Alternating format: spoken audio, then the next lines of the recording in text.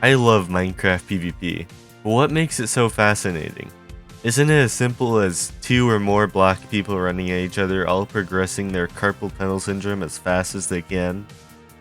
Well, I don't like to think so, but Minecraft PvP isn't something you can truly appreciate without trying it yourself.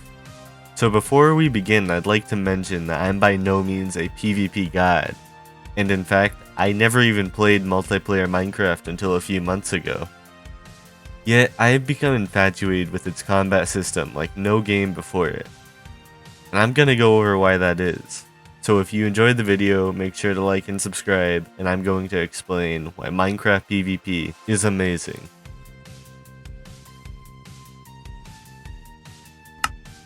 To someone who has never played Minecraft, and hell, even to people who have played it, the combat may look really silly. 2 people hitting each other until one of them dies. Maybe they use a bow and arrow, or a bucket of lava, or even a fishing rod. But at the end of the day, it really just seems like it's up to luck. And yet, there are people who have incredibly high kill to death ratios. And when one skilled player can beat a less skilled player nearly 100% of the time, it can be assumed that it's not random chance.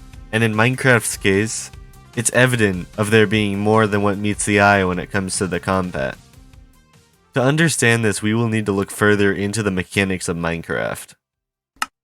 Minecraft seems simple on the outside, but there are many nuances in all aspects of the game that make it very unique and, in my opinion, make it very enjoyable to master. For this video, we will only focus on PvP mechanics that set Minecraft aside from your typical combat system. Unlike many games with their fancy rolls, dodges, and parries, Minecraft only has left click, right click, and maybe general movement. And with those inputs, Minecraft achieves much more than a generic game's surface level mechanics. Something to note about Minecraft PvP is that Minecraft PvP is a battle of knockback, and whoever can knock back the other will have a huge advantage, as forward momentum effectively gives you more reach in Minecraft. And if you're being knocked backwards, you obviously do not have any forward momentum. So every time you hit something in Minecraft with your left click, you send an attack packet.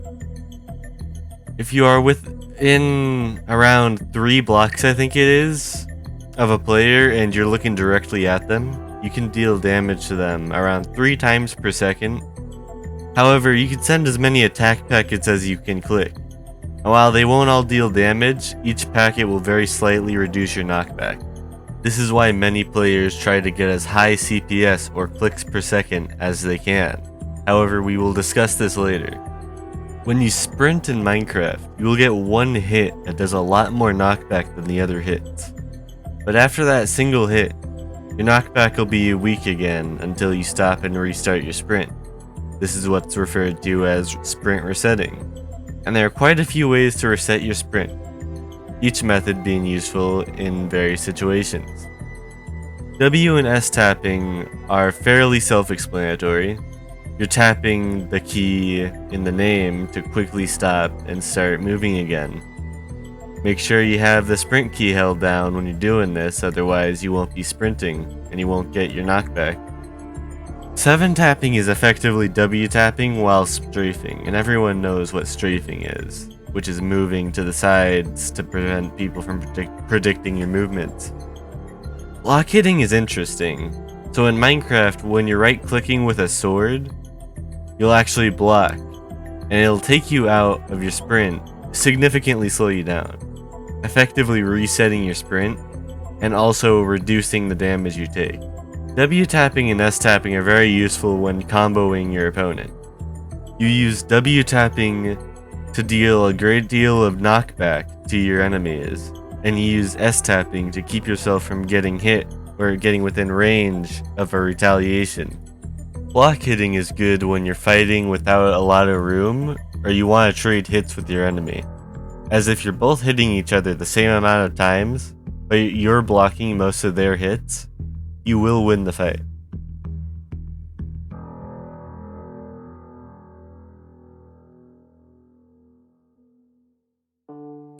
As you may have guessed, Minecraft PvP can be incredibly unintuitive at times, and in fact, most of the things that I just said are fairly surface level in the grand scheme of things. And you wouldn't have even known those things if you didn't research it. Block hitting doesn't even have visual cues by default. You have to use a mod to bring that stuff. For that reason, I wish I could recommend the community to go to. I wish I could say that they were willing to help you out, but honestly, for every one good advice that you get from the community, you'll get 10 people that just tell you to get good, and you'll have 20 different people giving you conflicting information. I'd say there's a decently sized portion of the community that just wants to help you, but they don't really know how. A majority of the community, however, are just kids who want you to be really bad at the game so they can feel like they're epic. Most really good PvPers seem to have a cynical outlook on the game state, but I don't think that should stop you from playing Minecraft PvP if you think it looks fun. But I really recommend watching Intel Edits videos on PvPs, and he's one of the most informational channels I could find. If you're into Bed Wars, I recommend checking out Infernal's channel for his Ultimate Bed Wars guides. Overall, a lot of your Minecraft PvP journey may feel like you're on your own, and it may not be clear what you need to do better. But that's what makes Minecraft PvP feel less linear and more like a lifestyle.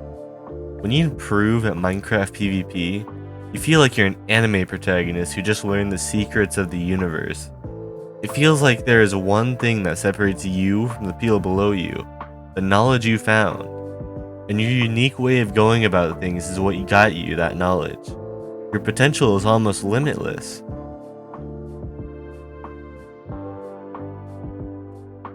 So in conclusion, Minecraft PvP is very nuanced and personalized, and unlike your Fortnites or your Valorants and Overwatches, it isn't as clear on how you're supposed to improve. But the journey of getting good is truly amazing.